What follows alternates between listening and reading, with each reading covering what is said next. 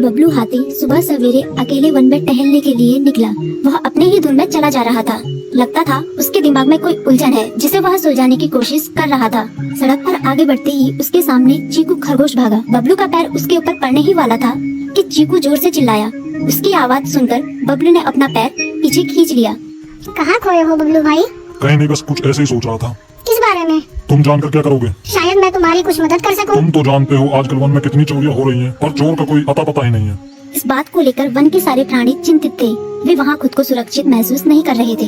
अरे चीकू भाई, हम मजबूर हैं। हम चोर को पकड़ ही नहीं पा रहे हैं। वह बहुत चालाक है और अपने काम को बड़ी कुशलता से अंजाम दे रहा है। कहीं कोई सबूत ही नहीं छोड़ रहा।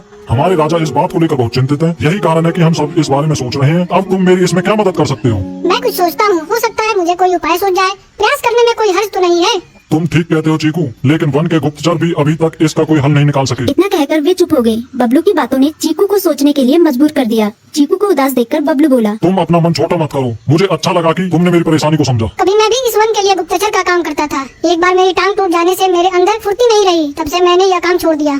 चीकू, तुम चाहो तो यह काम दोबारा कर सकते हो। वन के प्राणी ज्यादातर दिन में भोजन की तलाश करते हैं, वे रात को आराम करते हैं। तुम दिन रात दोनों में ही भोजन की तलाश में निकल सकते हो सकता है रात को तुम्हें कुछ ऐसी बातों का पता चल जाए जो हमारे काम की हो। हाँ बबलू, तुम ठीक कहते हो। मैं आज रात को वन में घूम कर इस बात का पता करने की कोशिश करता हूँ। थोड़ी देर बातें करके चीकू अपने बिल की ओर बढ़ गया और बबलू अपने रास्ते चला गया। चीकू के दिमाग में अभी तक बबलू की कई बातें घूम रही थी। उसे समझ नहीं आ रहा था वह बबलू की मदद कैसे करे। दिन भर वह उसी उधेड़-बुन में लगा रहा। शाम होते ही चीकू कुछ सोचने लगा और वह चुपचाप बिल से बाहर निकल आया। चीकू की पत्नी ने देखा तो बोली, इस समय कहाँ जा रहे हो? बाहर खतरा है। खतरा तो सुबह भी रहता है, लेकिन खतरों से डर कर हम भूखे तो नहीं मर सकते। मैं बाहर घूम कर आता हूँ। इतना कहकर चीकू रात को बिल से बाहर निकल आया। कुछ दूर जाकर उसकी नजर बंकू उल्लू पर पड़ी, जो कुछ ही दूरी पर था। वह पेड़ की डाल पर बैठा अपनी गर्दन चारों तरफ घुमा रहा था। वह तेजी से पेड़ की एक डाल से दूसरी डाल पर उड़ रहा था। बंकू की नजर उस पर नहीं पड़ी थी। कुछ सोचकर चीकू पेड़ के पीछे से बाहर निकलकर थोड़ी खुली जगह पर आ गया और वहाँ से बंकू उल्लू को देखने लगा। बंकू ने चीकू को अंधेरे में भी देख लिया, पर उसने उसमें कोई उत्सुकता नहीं दिखाई और अपनी गर्दन चारों ओर घुमाता रहा।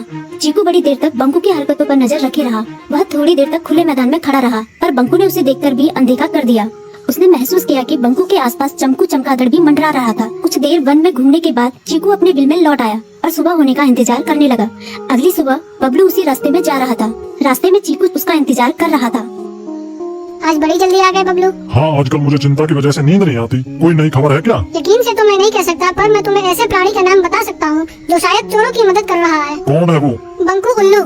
इतना कहकर चीकू ने रात की घटना उसे ज्यों की त्यों सुना दी। इसे सुनकर बबलू का माथा ठनका। बबलू की आंखें चौंधिया गई। तुम ठीक कह रहे हो। मुझे आज रात बंकू और चमकू पर नजर रखनी होगी। इतना कहकर वे दोनों अपने अपने रास्ते चले गए। बबलू रात को अपने साथियों के साथ बंकू पर नजर गड़ाए रहा। उसकी संदिग्ध गतिविधियों को देखकर बबलू ने उसे उसके साथियों चंकी और संकी लोमड़ के साथ पकड़ लिया। बबलू ने सख्ती से पूछताछ करनी शुरू कर दी। तुम इस समय बंकू चमकू के साथ क्या कर रहे हो? हम चारों दोस्त हैं, इसलिए साथ बैठकर बात कर रहे हैं।